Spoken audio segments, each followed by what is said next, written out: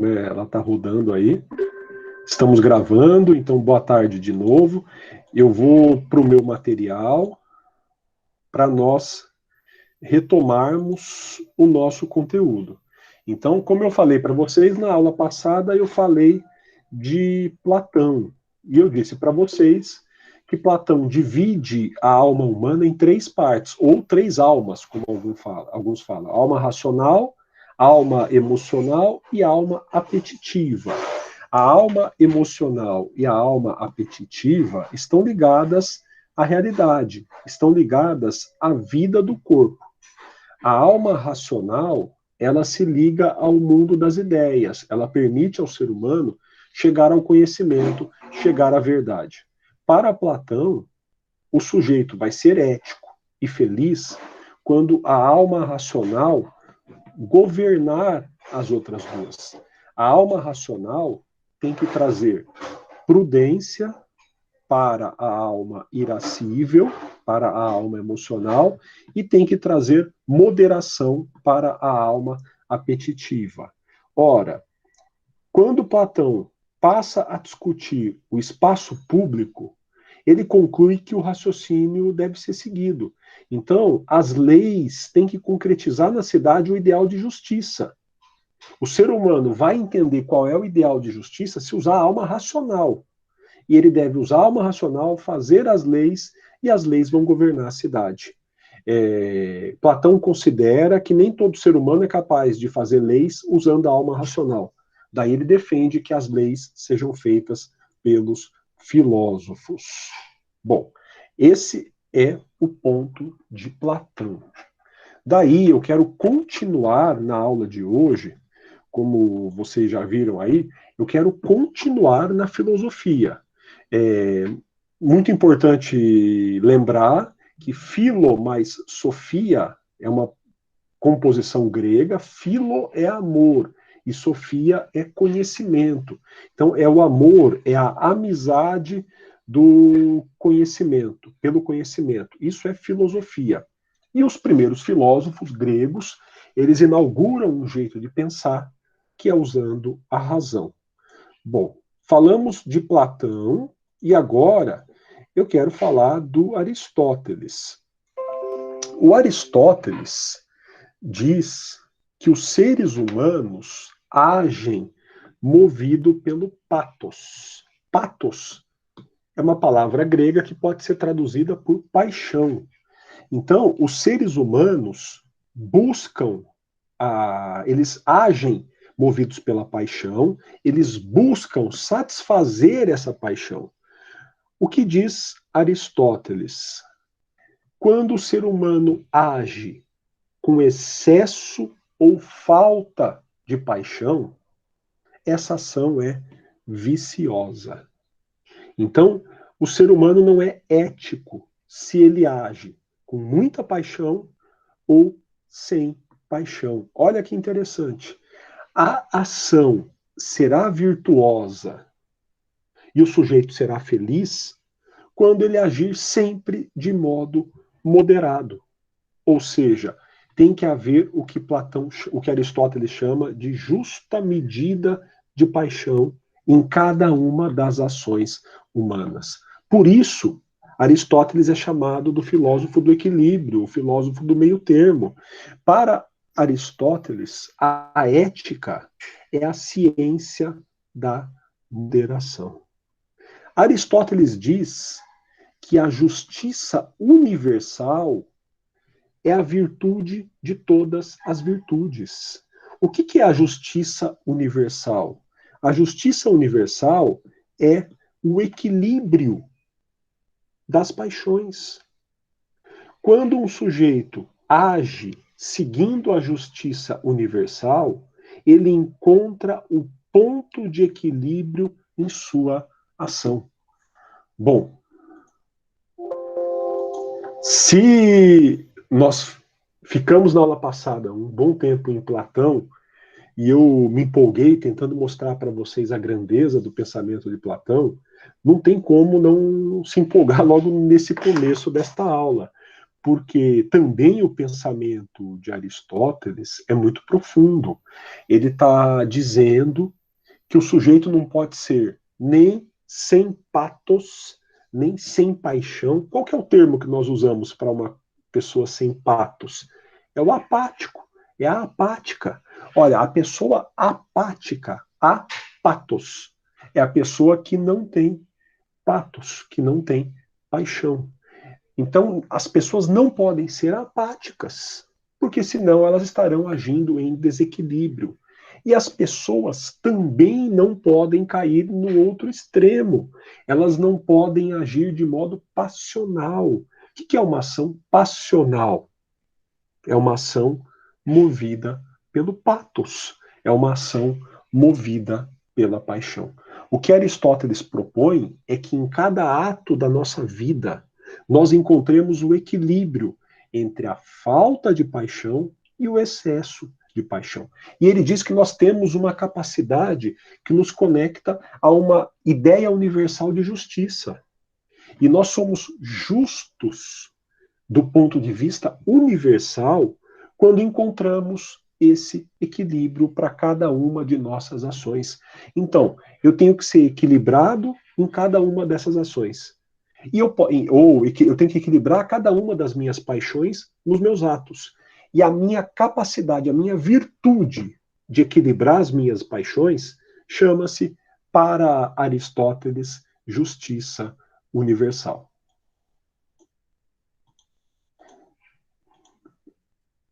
Daí, a gente poder, muitas vezes, montar uma tabela. Aliás, permitam-me alinhar aqui essa tabela, só um minuto. Olha, nós podemos, então, até montar uma tabela. São várias paixões que Aristóteles elenca. E o que ele mostra? Que existe um vício de excesso de paixão e um vício de falta de paixão. E há a virtude, que deriva da justiça universal, que é você ter o equilíbrio entre o excesso e a falta. Por exemplo, nós agimos muitas vezes movidos pelo medo. Se eu ajo com excesso de medo, eu pratiquei um ato vicioso, que eu agi de modo covarde. Se eu ajo com falta total de medo, eu serei temerário. Eu farei coisas imprudentes. E aí ele diz que a coragem é a medida exata de medo que deve aparecer em nossos atos. Então o Aristóteles vai analisando paixão a paixão. E aí a gente pode pensar numa comparação. Platão talvez desejasse que as paixões sumissem da nossa ação. Ele vai considerar a alma apetitiva e a alma emotiva como suscetíveis de nos conduzirem ao mau caminho. E ele talvez gostasse que a alma racional eliminasse a emoção e os apetites dos nossos atos. Mas o Platão sabe que nós temos que ficar vivos. Então tem que sobrar alguma coisa disso. Já Aristóteles não chega nesse extremo. Ele considera que é importante e é bom e é saudável ter paixão nos atos. E nós temos que encontrar exatamente o equilíbrio. Bom, dito isso, pessoal, eu quero fazer um salto. Então, esse é o quadro geral. Olha, cada ato nosso tem que ser equilibrado, não pode ter nem falta nem excesso de paixão. Então a gente tem que agir com paixão na vida. Nós temos que ter paixão em nossos atos. Nem muita, nem pouca paixão. Aristóteles passa daí a analisar o que seria a justiça no dia a dia. Então, se a justiça universal é equilibrar, a achar o justo meio, a justa medida de paixão, Aristóteles desenvolve um outro conceito de justiça que é aplicável para a sociedade. E ele chama essa justiça de justiça particular. Ora, quando Aristóteles olha para a sociedade, o que ele percebe? Que a sociedade justa é aquela que dá a cada um o que é seu. Essa é a grande expressão da justiça para Aristóteles. E, segundo Aristóteles, cabe ao direito concretizar a justiça. Então, nesse sentido particular, nesse sentido social, o que é a justiça? É você construir uma sociedade em que cada um tenha aquilo o que merece. Ou, mais ainda, a justiça, nesse sentido de construir uma sociedade equilibrada, se materializa na distribuição de bens e honrarias. Segundo Aristóteles, a justiça exige que a sociedade distribua os bens e as honrarias.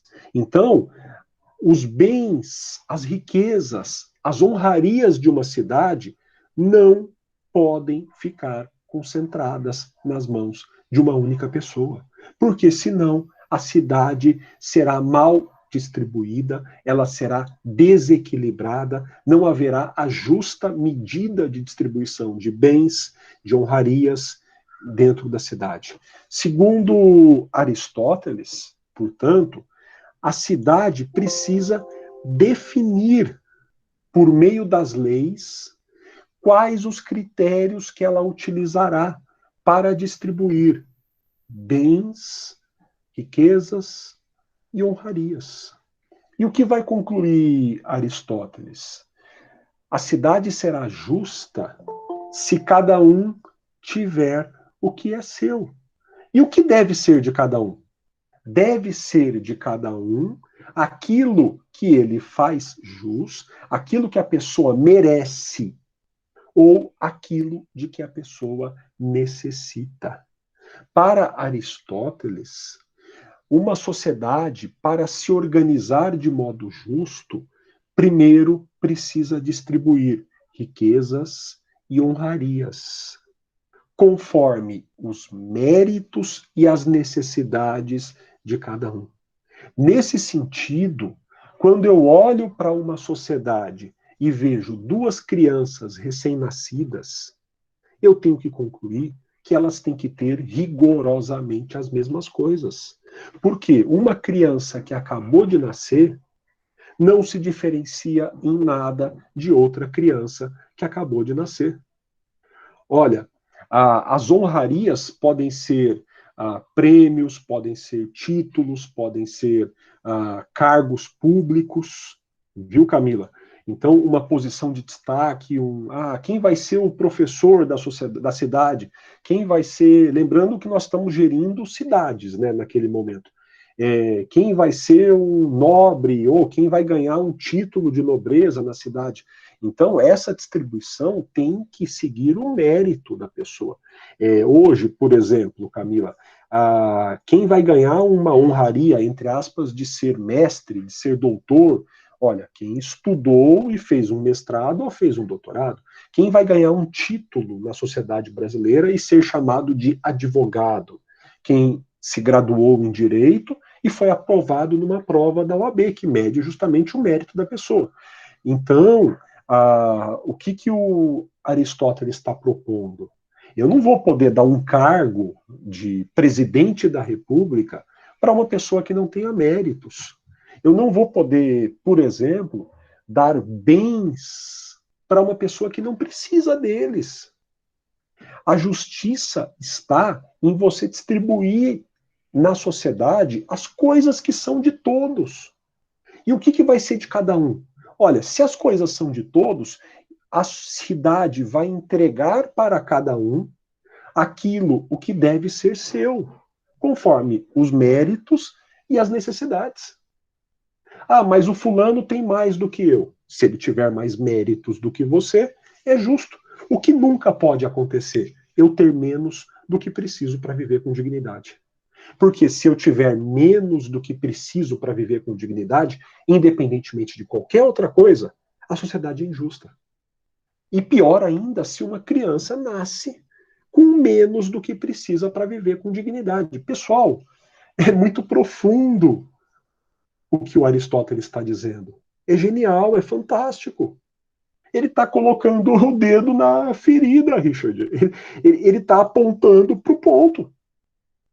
Não é admissível que você viva numa sociedade em que pessoas têm menos do que necessitam. Olha, então vá para a selva, vá para a floresta, vá para o estado de natureza.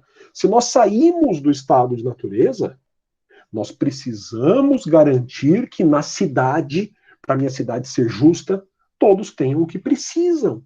Eu não estou falando nada além do que a pessoa precisa para viver com dignidade. Essa regra aí, Alain, ela é fortemente inspirada, sim, na filosofia aristotélica, viu?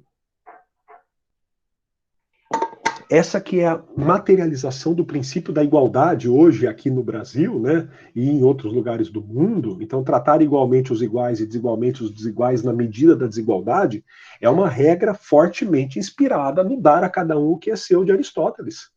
Então, você vai dar a cada um o que é seu conforme suas necessidades e seus méritos. Claro, garantindo que eu tenha o mínimo para me manter vivo com dignidade, eu posso me diferenciar de outra pessoa, tendo mais ou menos, conforme os méritos sociais que eu manifeste.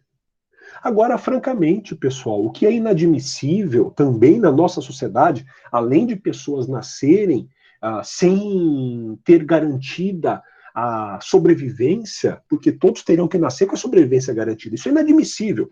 Então, é inadmissível, primeiro, além de as pessoas nascerem em uma situação desigual e alguns não terem o mínimo para sobreviver, também é inadmissível os critérios que nós escolhemos para diferenciar as pessoas.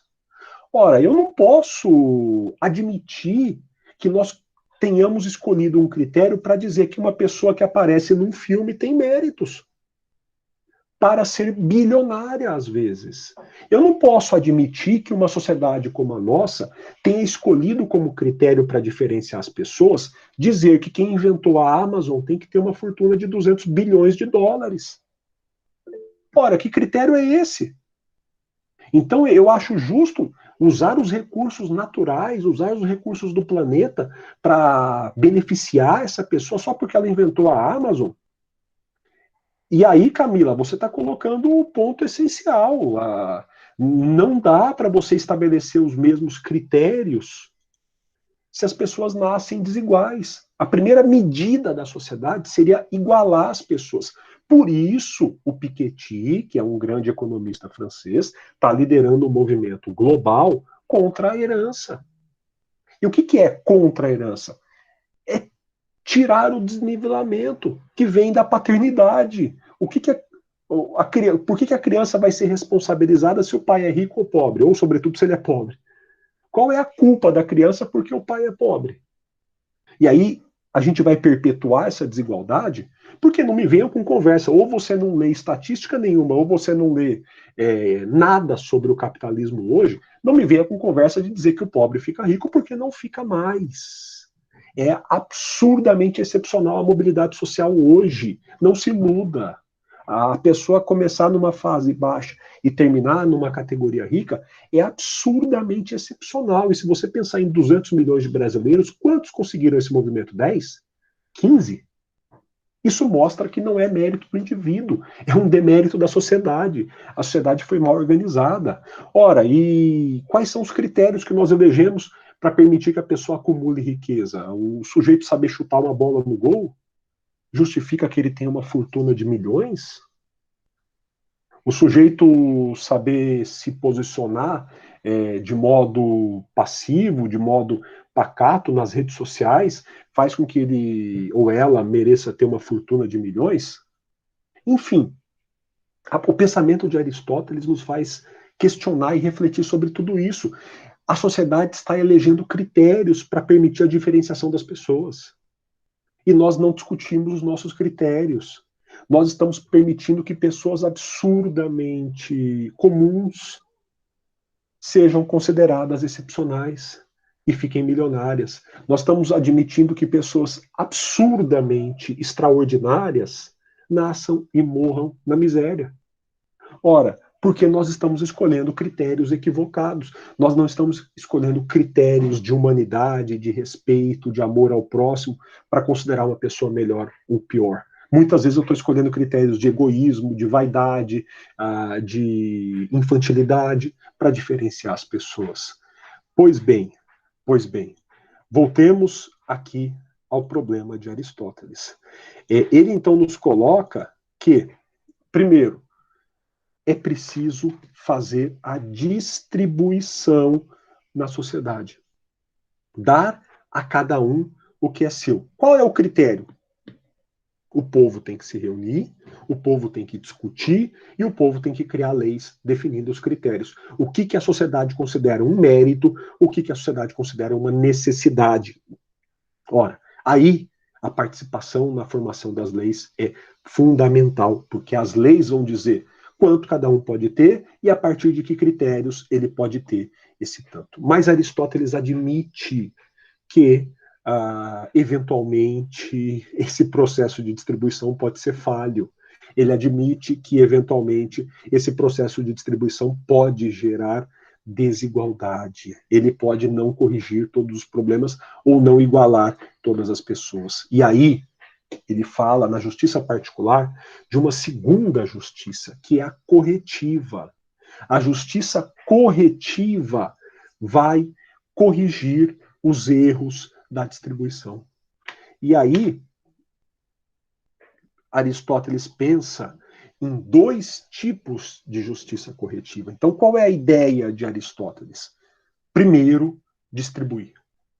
Primeiro, definir os critérios, discutir publicamente quais são os critérios e repartir o que está na sociedade, e dar a cada um o que é seu, e dar a sua parte da sociedade. Insisto, senão vai viver na selva, meu caro. Se você não quer entrar na repartição, vai viver na selva, porque nada do que você tem é só seu, tudo veio do esforço coletivo. Então, primeiro reparte, primeiro dá a cada um o que é seu, conforme seus méritos e suas necessidades. Claro, já discutimos na sociedade, para fazer isso, o que é mérito e o que é necessidade. Ora, mas Aristóteles ele é tão profundo que ele já detecta, haverá falhas. Eu comentei com vocês, falando de Platão e agora de Aristóteles, todos eles já percebem o modelo ideal e a distorção. Então Aristóteles já conclui, haverá falhas. Vai ter gente que vai ficar com muito do que não precisa e outros com muito ou pouco do que precisam. Como resolver isso? Aristóteles vê dois tipos de justiça corretiva. A primeira justiça corretiva é o contrato, pessoal. Olha a lógica do Aristóteles. Primeiro iguala a sociedade. Depois corrige as distorções desse igualamento por meio de contratos. Se eu tenho muito de uma coisa e você tem muito de outra coisa, eu vou trocar a minha coisa com a sua coisa. E aí a gente vai ficar com proporções equilibradas. Houve um erro na distribuição. Não era para eu ter tantos livros aqui em casa. Houve um erro na distribuição. Não era para você ter 2 aparelhos celulares na sua casa. Você me dá um aparelho celular e eu te dou meia dúzia de livros. E corrigimos a distorção. Olha, na lógica de Aristóteles, a justiça do contrato, que é a igualdade entre as partes, que é a troca proporcional, só faz sentido se antes tiver havido a distribuição. Olha, é isso que vai nortear alguns ramos do direito. É essa lógica que vai nortear um direito do trabalho. Primeiro eu tenho que igualar empregado e empregador perante o judiciário. Depois eu vou tratá-los como celebrando um contrato. Primeiro eu tenho que igualar consumidor e fornecedor. Depois eu vou tratá-los como celebrando um contrato. Então, parte dessa lógica aristotélica está no nosso direito até hoje. E faz todo sentido. Primeiro eu igualo, depois eu celebro contratos. O contrato só é admissível se antes tiver ocorrido um movimento de igualdade entre as partes, entre as pessoas. Senão o contrato nunca será justo. Como que eu vou tratar os contratantes em posição de igualdade se eu não agir na sociedade para garantir que eles fossem iguais? Essa é a lógica aristotélica. E também ela faz todo sentido do outro lado. Se eu já distribuí os bens, se eu já garanti a você que você vai ter o mínimo de que você precisa, então eu posso exigir que você cumpra o contrato que você assinou, porque você é igual a qualquer outra parte. Eu não vou te condenar à miséria se eu te obrigar a cumprir o contrato que você assinou. Eu não vou subtrair teu tempo nem tua dignidade se eu obrigar você a cumprir o contrato que você celebrou. É fantástico e é lógico, só que nós fazemos o contrário. Nós exigimos que as pessoas cumpram os contratos, achando que é justo obrigar as pessoas a cumprirem os contratos, sem antes termos igualado as pessoas. As pessoas partem de uma posição desigual na sociedade, com necessidades diferentes, com méritos que não são recompensados, e aí eu exijo que elas igualem o contrato. E pior, pessoal, pior. Na lógica do Aristóteles, a justiça particular se materializa na sociedade, na lógica do Aristóteles, primeiro distribuindo. Vamos reorganizar a sociedade. Vamos redistribuir os bens. Vamos tirar os 200 bilhões do dono da Amazon. Vamos tirar os 200 bilhões dele e vamos garantir aí o renda mínima por 6 meses no Brasil. Vamos retirar o dinheiro de outros bilionários e vamos investir em projetos sociais no mundo. Primeiro redistribui. Primeiro garante que todo mundo vai ter o que precisa para viver. Lógica do Aristóteles. Depois, eu deixo as pessoas celebrarem contratos. Aí elas já estão igualadas para celebrarem contratos de trabalho, de consumo, de troca de bens. Estão igualadas. E olha, ainda que persista o erro, tem uma segunda forma de corrigir o erro. Então, a justiça corretiva também pode atuar pelas vias judiciais. Então, além dos contratos, existe a justiça corretiva judiciária. E aí, o direito pode intervir por meio do poder judiciário para restabelecer, eventualmente, o que é de cada um, se, por alguma razão, por algum ato humano, essa proporção foi rompida. Então, a justiça judiciária, a justiça que alguns chamam de punitiva, ela aparece para restabelecer as situações de equilíbrio que foram rompidas. Qual é a lógica do Aristóteles? Repito, primeiro você distribui os bens, dá a cada um o que é seu, garante a dignidade para a população. Então você tem que garantir que a pessoa tenha um mínimo para sobreviver com dignidade. Se todos tiverem o mínimo para sobreviver com dignidade, eu posso punir quem praticar um crime.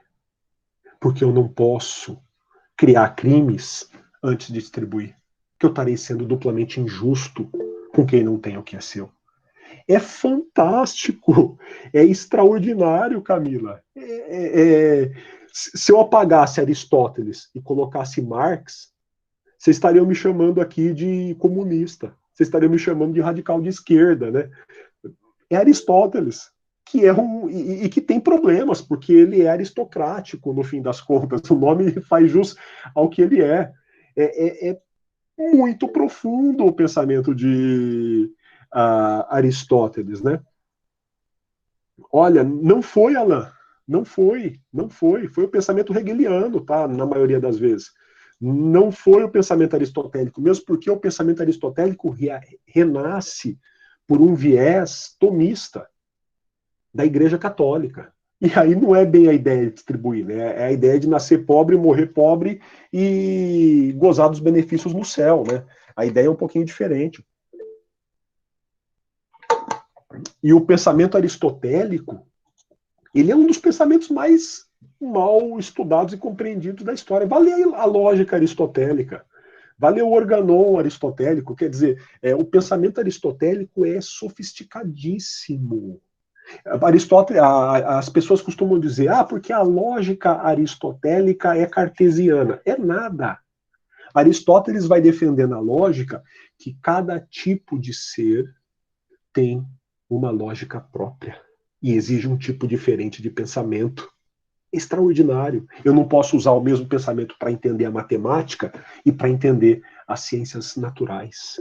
Eu não posso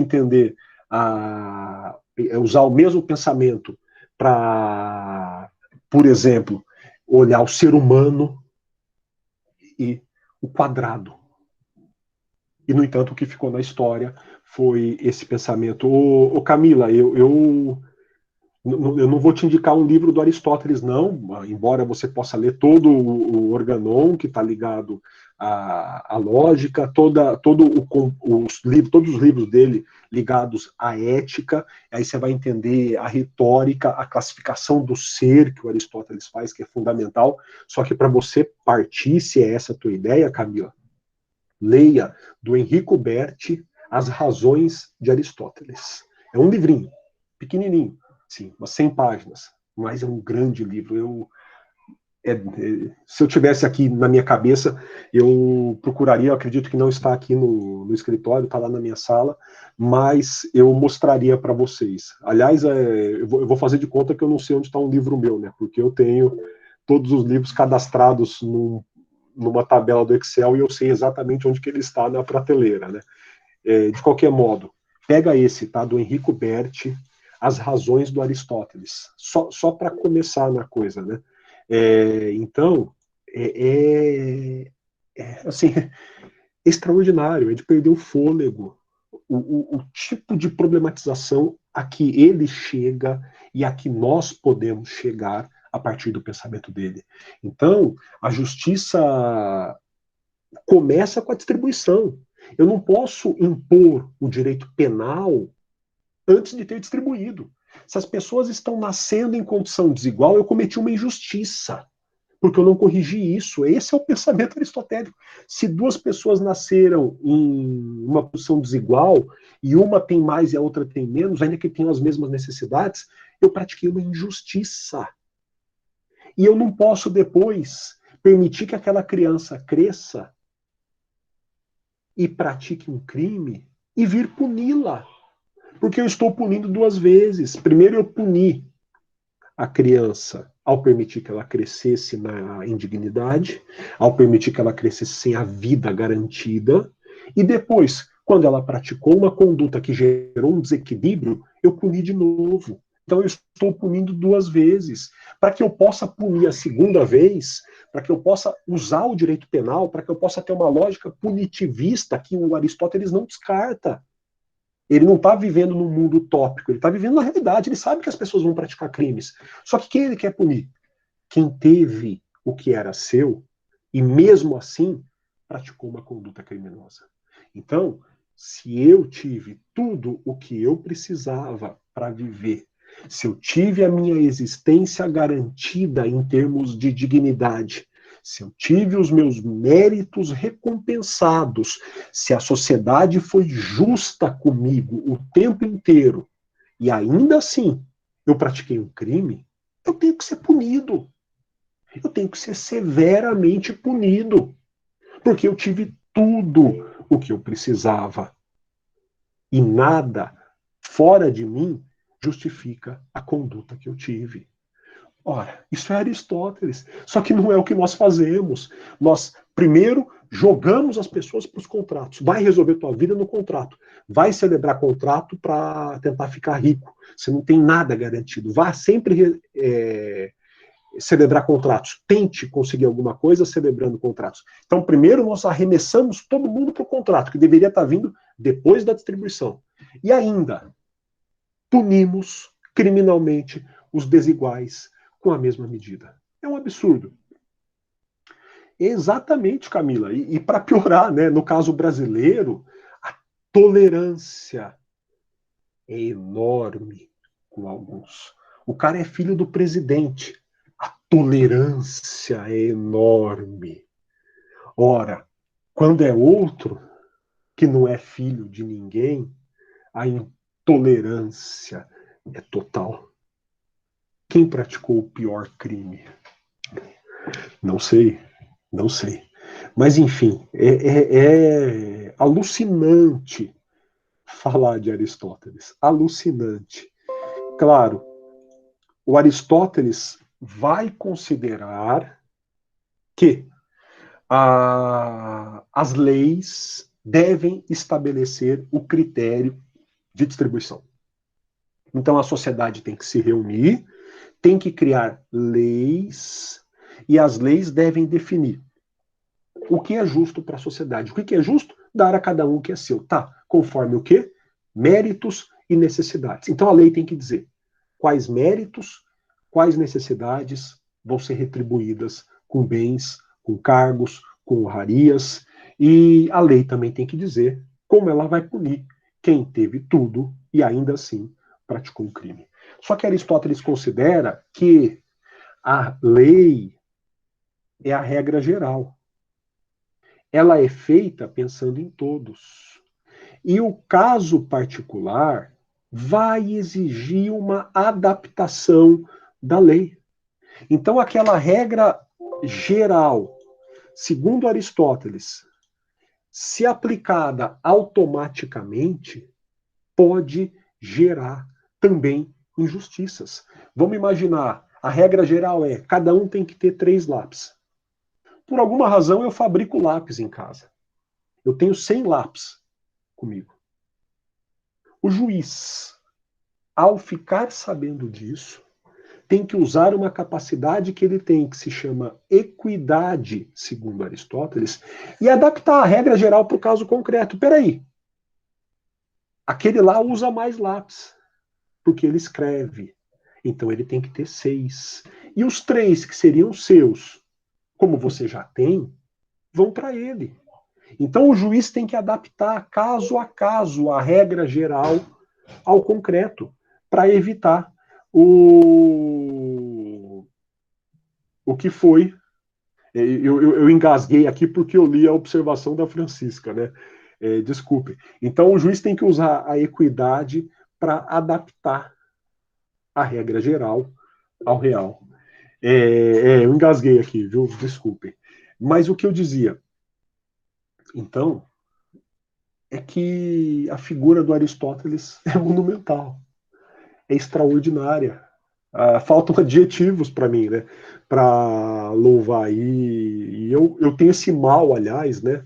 Existem uns 5 ou 6 filósofos que quando eu falo deles, ou sociólogos também, né? Mas que quando eu falo deles, eu termino o dia com a convicção de que esse cara foi o maior da humanidade, né?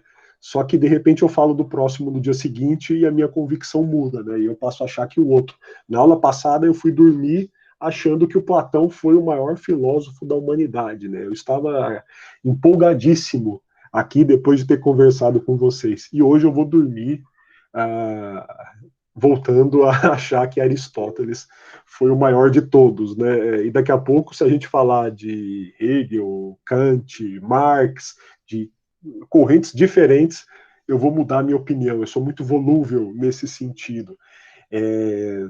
Ou talvez eu admire o pensamento, né, em si, a capacidade das pessoas pensarem e criticarem. De qualquer modo, pessoal, nós estamos aqui num percurso da história. E eu, nesse percurso, estou trazendo para vocês um pouquinho de cada coisa. E nós estamos falando da Grécia. Então, eu estou aqui mais ou menos em 600 a 300 a.C.,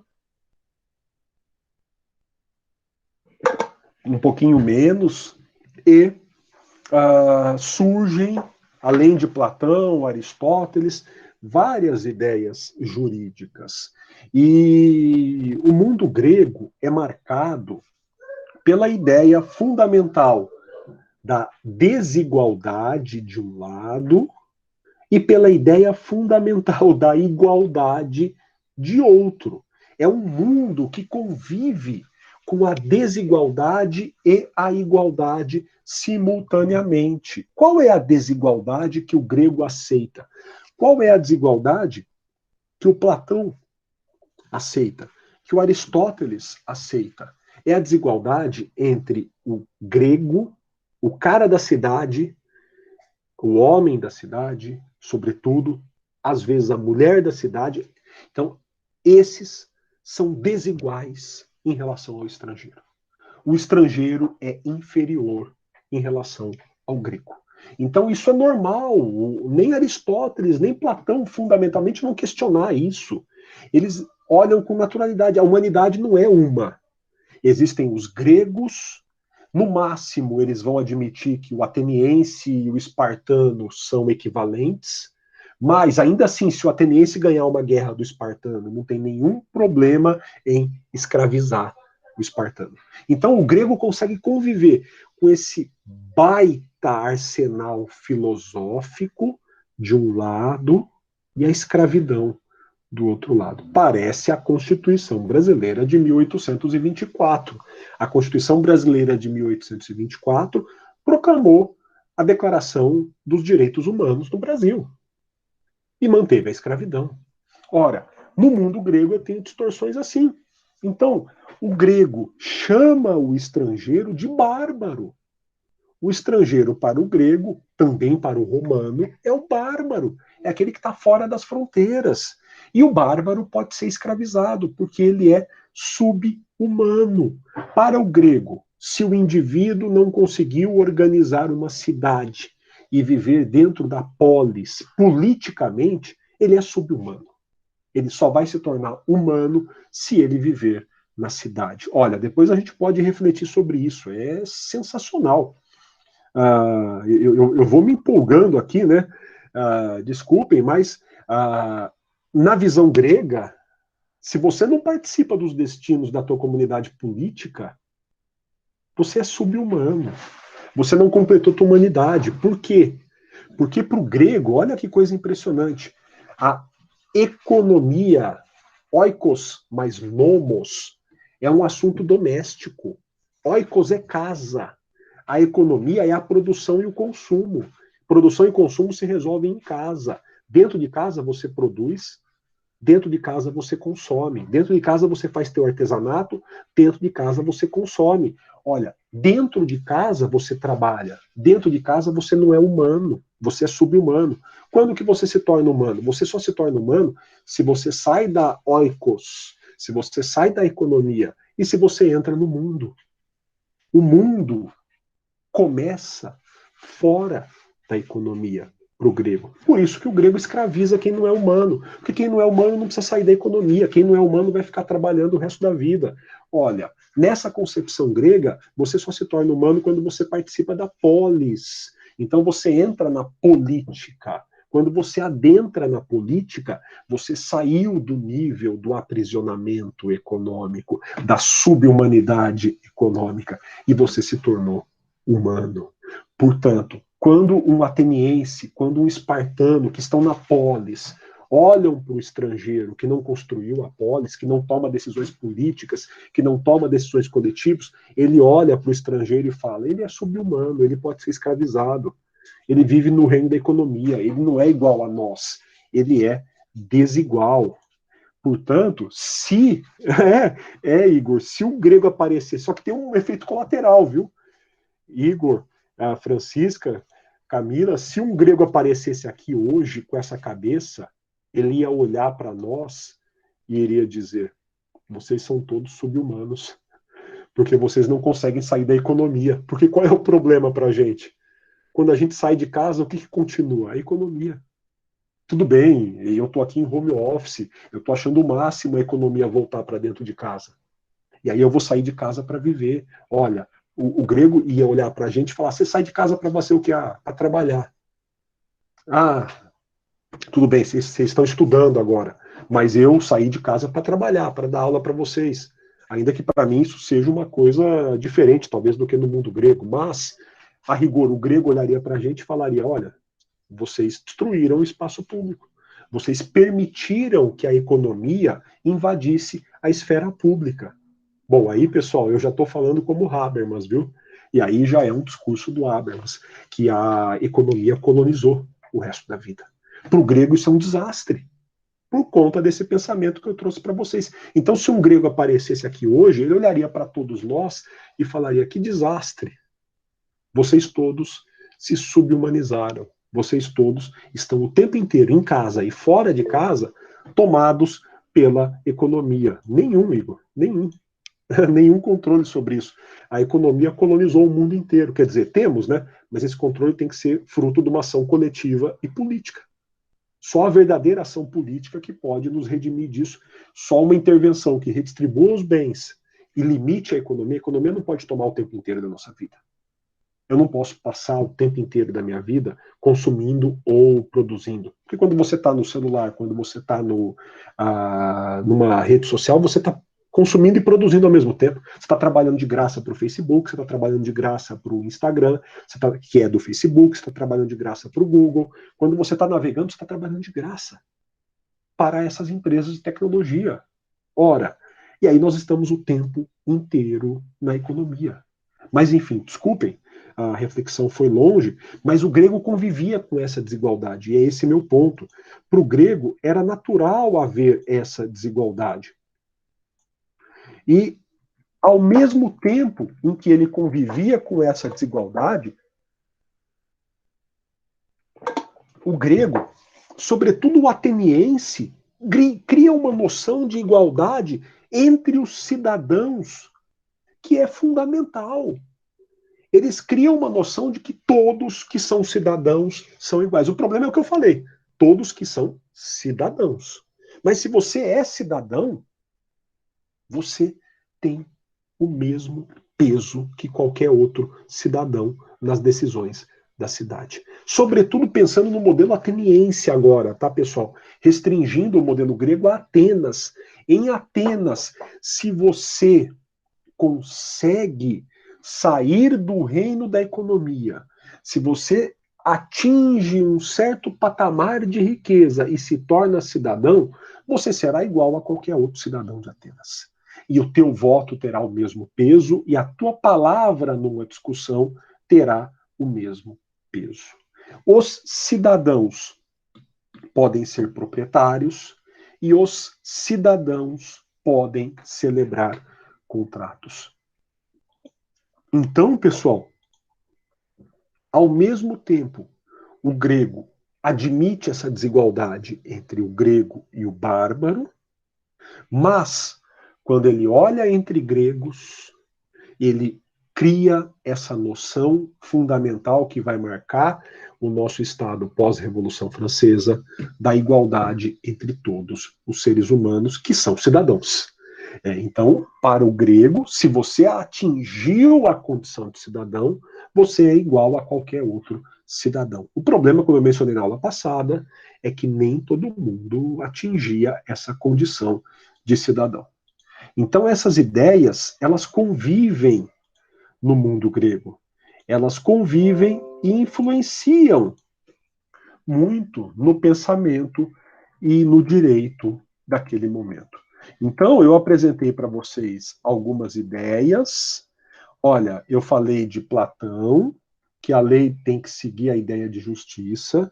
Eu falei de Aristóteles, o ideal da justiça distributiva influencia o nosso direito, eu estou na história do direito. Destaquei a questão aí da igualdade do cidadão, em Atenas, sobretudo, e vou falar um pouquinho já, talvez ainda não na aula de hoje, mas já, sobre o conflito entre direito natural e direito positivo, que começa no mundo grego. Os gregos vão colocar essa questão do direito natural e do direito positivo. Fundamentalmente, a grande herança grega em termos de instituições, ainda que haja contratos, ainda que haja conceitos, eu vou deixar um pouquinho disso de lado, vou falar um pouquinho mais de processo em Roma, mas a grande herança institucional do mundo grego para a gente, sem dúvida, é o tal do conceito de política. É a ideia da polis. Essa ideia da polis nos influencia até hoje e nós temos essa concepção grega de política muito forte. Pois bem, temos algumas imagens aí da Grécia, o Templo de Atenas. Olha, o Templo de Atenas, em Atenas, deve ter sido do jeito que está aí à direita, tá? Ele deve ter sido assim, mas na verdade ele está assim. Bom, de qualquer modo, é claro que a desigualdade entre o grego e o estrangeiro traz graves problemas para a nossa cultura. E se eu falei um pouquinho das ideias jurídicas, se eu falei um pouquinho das instituições do direito, eu quero destacar um pouco da contribuição do grego para as fontes do direito. E aí, pessoal, eu tenho uma contribuição sensacional, que é a própria ideia de lei. De certa forma, a nossa ideia de lei vem do nomos grego. O que é o nomos grego? É a norma. A palavra nomos deu origem à palavra norma. É a ideia de regra. Olha, o nomos grego se torna a fonte do direito. A regra positiva, laica e pública se torna a fonte do direito. Olha, o Fustel de Coulanges, na Cidade Antiga, diz que o direito desapareceu dos rituais e dos livros dos sacerdotes. Perdeu seu mistério religioso. O direito se torna a língua que todos podem ler e falar. O Coulanges está dizendo que o direito vai se tornar laico, que ele vai se tornar público. Então vamos entender. A regra passa a ser criada na cidade.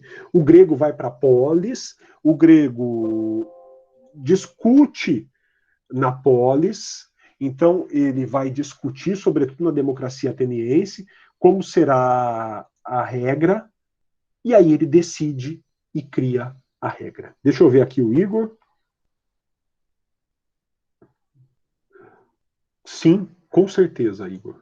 Eu te respondo que com certeza. Nós precisamos fazer duas coisas. Vá, já que você provocou, eu fujo também, tá? Nós precisamos fazer duas coisas. O Igor pergunta se a gente pode resgatar o conceito de democracia por meio da tecnologia. Com certeza. Absolutamente com certeza. Nós temos um problema operacional no Brasil, que é a certificação digital. Nós temos um monopólio sobre a certificação digital, esse monopólio tem que acabar. Nós temos que criar um mecanismo de todos serem certificados e reconhecidos pelo Estado como cidadãos digitais, sem custo. Isso tem que acontecer de graça. Todo mundo tem que ter um meio de ser reconhecido pelo Estado brasileiro e poder praticar todos os atos da vida pública através de aplicativos ou da tecnologia. Esse é um primeiro problema que tem que ser solucionado. Nós optamos por uma certificação digital que é paga. Isso obstaculiza, isso traz obstáculos, isso cria barreiras no acesso ao Estado. Olha, esse é um primeiro problema. O segundo é que já não faz mais nenhum sentido termos representantes. Nós já poderíamos estar numa democracia direta, em que todas as decisões fossem tomadas por meio de aplicativos e participação popular. Claro, isso exigiria que nós redistribuíssemos os bens para que as pessoas tivessem tempo para pensar coletivamente, para que as pessoas não tivessem engolidas pela economia. A gente voltou à Grécia, né, pessoal? Nós precisaríamos estar... Oi, Igor. Eu viajo um pouco nesse tema, né? Que é um dos temas que eu mais gosto que eu estudei lá no primeiro ano, mas é um tema que me agrada muito. Tanto que impactou tanto esse tema que eu ia fazer o meu TCC sobre essa questão da democracia direta, através da tecnologia e tal. E aí, com o professor Maciel, né, que ele entendeu o que eu queria fazer mais ou menos e tal. Só que acabou que eu entendi que não dava para fazer agora, né? Era uma coisa muito ampla, é uma questão muito ampla para a gente poder abranger num TCC, digamos assim, simples.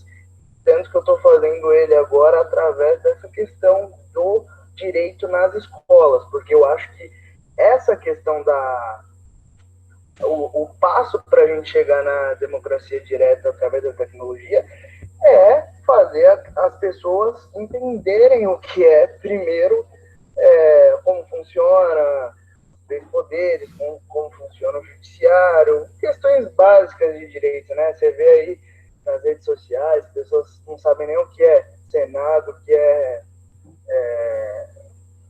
deputado, município, não sabe nada, cara. Então, eu acho que isso é urgente, a gente implantar, né, nas escolas, os alunos poderem ter essa disciplina cidadã, né?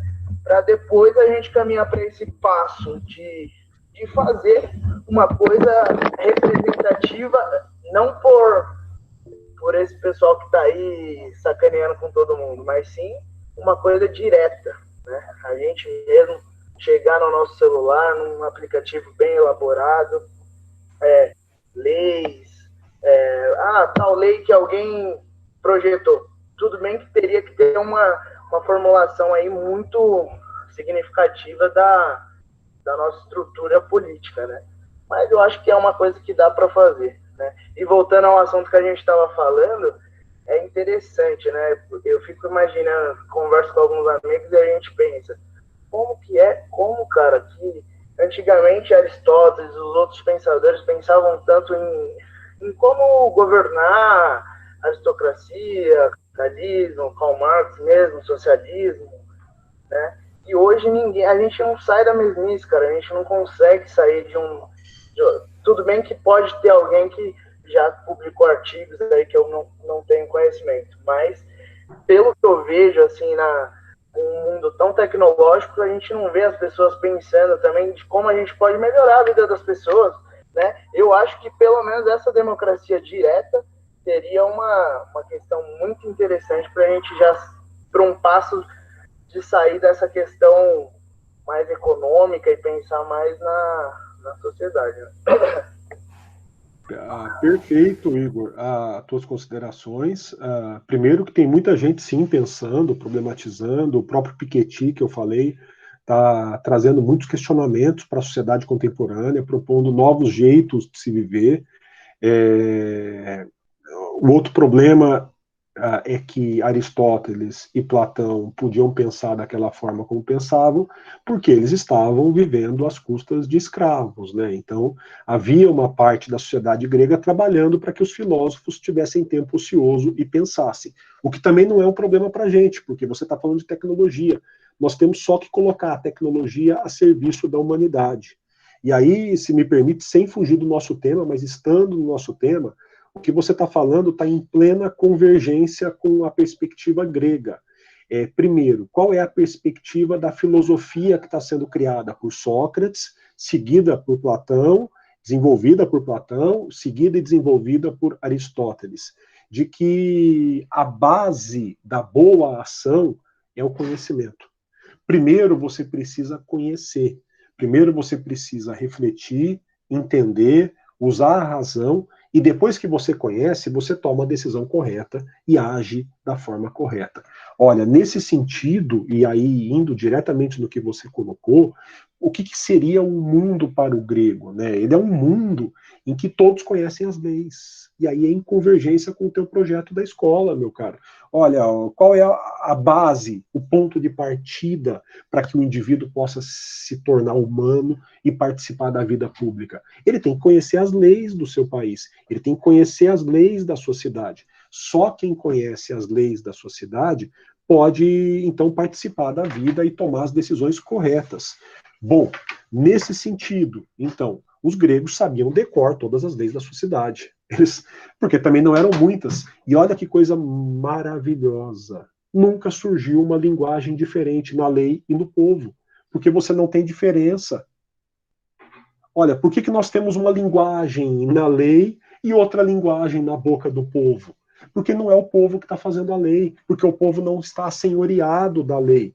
E o povo não está participando da elaboração da regra que vai reger a si próprio. Ora, nesse sentido, é fundamental, então, que nós pensemos numa reestruturação do nosso arcabouço político, do nosso arcabouço jurídico, que envolva toda a população e que envolva fundamentalmente a tecnologia. Aí você perguntaria para mim, tá, mas então a gente precisaria ter sempre alguém para trabalhar. Talvez não. O ponto central e fundamental, ainda que eu tenha dito da questão da certificação digital, que é muito problemática, mas o ponto central e crucial hoje, na nossa sociedade, na nossa economia e na nossa política, chama-se algoritmo. Nós precisamos tornar os algoritmos públicos. Nós precisamos tirar o acobertamento que é feito sobre o algoritmo do Google, sobre o algoritmo do Facebook. Nós precisamos tirar esses algoritmos que estão programados para gerar lucro para o dono da Amazon, o dono do Google, o dono do Facebook, e temos que reprogramar esses algoritmos. O algoritmo do Facebook está programado para gerar ódio nas pessoas. Ele está programado para disseminar o discurso de ódio, porque o cara que está contaminado pelo discurso de ódio clica mais nas publicidades do Facebook. Isso é desconcertante. Nós precisamos, então, criar uma sociedade em que os algoritmos estejam nas mãos do Estado. Mas de qual Estado, se essas empresas são globais? Como que nós vamos tirar o algoritmo da mão do Google e dar para o Trump? Nós vamos dar o algoritmo para o Bolsonaro? Nós vamos dar o algoritmo para um Estado particular? Nós não temos a quem dar o algoritmo. Talvez precisemos de uma democracia direta, mas ela só vai funcionar se ela for global, porque o nosso grande problema chama-se algoritmo. O algoritmo está programando as nossas vidas diuturnamente. Ele está nos fazendo clicar o dia inteiro em postagens, em tweets, em mensagens. Nós precisamos tornar o algoritmo público para mostrar para a pessoa que nós estamos sendo programados por ele. E é essa libertação que precisa ser feita. E não dá para pensar nisso num nível nacional, só num nível internacional. Mas eu comprei aqui a viagem, tá, pessoal? Então aí a Camila, a Francisca concorda com o Igor, e eu concordo com vocês dois. A Camila coloca que as discussões ficam muito restritas. Camila, exatamente. E é um problema sério, são as barreiras. A nossa sociedade é cheia de barreiras, barreiras ao conhecimento, barreiras à discussão, barreiras de acesso ao direito, né? Eu vou ver esse documentário aí, viu, Alan? Eu me interesso, gosto muito desses documentários. Vou procurar no Netflix, acho muito interessante. Mas veja, pessoal, o nosso arsenal, esse nosso bate-papo agora, não saiu do mundo grego. Por isso, eu estou começando um curso de história passando pelo mundo grego. Eu estou falando de política, como vocês perceberam, eu entrei hoje em economia mais do que em outras aulas. Só que eu estou fazendo uma abordagem que vem da raiz do nosso pensamento, que está no mundo grego. E só para concluir, para eu fechar a aula de hoje, para retomar disso na próxima aula, então nós deixamos um pouquinho Aristóteles de lado, e aí eu estava falando para vocês da ideia do nomos. Qual é a inovação que o grego traz para a gente? A regra não é mais feita pelos deuses. Ponto. Esquece. Não são os deuses. Obrigado aí pela retificação, Alan. Não são os deuses que fazem as regras da cidade. A vida da cidade é regida por regras que são feitas por seres humanos. E são decisões humanas que criam essas regras. Por isso o grego vai lá na Assembleia discutir. Por isso o grego vai levar a sua posição, a sua vontade, porque ele quer modificar a cidade, ele quer arrumar a cidade, ele quer consertar a cidade, claro, na ótica dos cidadãos que não são escravos. Esse é o limite. Nós podemos generalizar isso hoje. E aí eu concordo com o Igor, e nós temos que levar o conhecimento e podemos fazer uma generalização hoje ampla. Mas, de qualquer modo, quando nós olhamos para o grego, ele tem a consciência de que a lei, eu vou chamar de lei, mas é o nomos, então o nomos vira a lei é feita por homens politicamente. E se a lei é feita por homens politicamente, ela pode ser modificada por... Infelizmente, eu estou falando homens com precisão, tá? Porque naquele momento a mulher não gozava da cidadania. A mulher não tinha cidadania plena. Isso é outro problema do mundo grego. Mas a lei era feita por seres humanos. Então o grego adquire a consciência, primeira, de que a lei, nomos, é laica. A lei não é religiosa, não são os deuses que fazem a lei. Também adquire a consciência de que a lei é positiva. A lei é positiva porque ela deriva de uma decisão humana. O grego não vai mais achar que toda a regra vem dos costumes. O grego não vai achar que as regras vêm da tradição. Eu posso quebrar a tradição, eu posso criar uma regra que vem da minha decisão humana, da minha decisão coletiva. Olha, a lei vem da decisão de seres humanos, ela deixou de ser religiosa e, por causa disso, ela não é mais monopolizada por sacerdotes. Não são só os religiosos que conhecem a lei, porque não são só os religiosos que se comunicam com quem faz a lei, afinal, somos nós que fazemos a lei. Então, a lei grega ganha contornos da nossa lei de hoje. E o que a nossa lei hoje é? Laica, positiva e pública. O que é laica? Não foi feita por deuses. A nossa lei não é feita pelos deuses, é feita por humanos. Segundo problema, a lei é positiva. Nós tomamos uma decisão e criamos. A lei é posta por decisão. Esse é o sentido de positivo. E a lei é pública, porque todos têm que conhecer a lei. Olha, daí nós vamos chegar no problema, né? Se a lei é feita por deuses, e se eu acredito nisso, de antemão, porque o Deus fez a lei, eu vou dizer, ela é justa.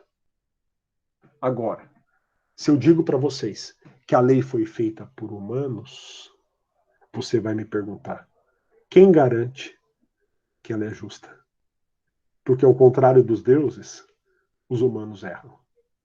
E esse é o problema que nós vamos instaurar a partir de agora no mundo grego. Ao mesmo tempo em que o grego inventa a lei, ele inventa a ideia de que a gente vai sentar, discutir, se reunir e criar a lei, ele já inventa o chato lá perguntando, mas isso não é justo. Prove para mim que isso é justo. Porque a maioria decidiu é justo? Ora, o grego vai trazer também essa discussão. E é aí que vai nascer o problema do direito natural. Aliás, para quem tiver interesse, é esse o momento histórico de Antígona. O que Antígona é? É uma peça de teatro. A peça começa com a Antígona enterrando seu irmão. Ora, Creonte, que se tornara rei, proibira que o irmão de Antígona, que era seu sobrinho, fosse enterrado. Porque ele alega que o irmão de Antígona traiu a cidade. Antígona vai enterrar o irmão, enterra o irmão e é presa. Creonte pergunta para ela, você descumpriu a minha lei. E Antígona diz, eu descumpri a sua lei, porque a sua lei descumpriu a vontade dos deuses. A peça é uma tragédia, porque na tragédia não tem saída. A tragédia é um momento da humanidade em que o novo não chegou e o velho não acabou. O que a Antígona, a peça, mostra? A Antígona é a conservadora. A Antígona representa o passado. A Antígona representa o direito dos deuses, que ainda era forte.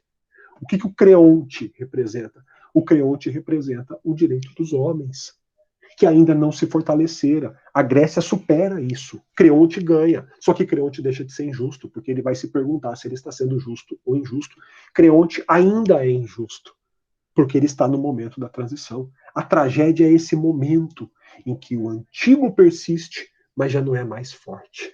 E o novo não é forte o suficiente para destronar o antigo. Creonte olha para Antígona então e pergunta, por que você desobedeceu a minha lei, a lei dos homens, a lei que como governante eu fiz? Antígona diz, porque eu obedeci à vontade dos deuses.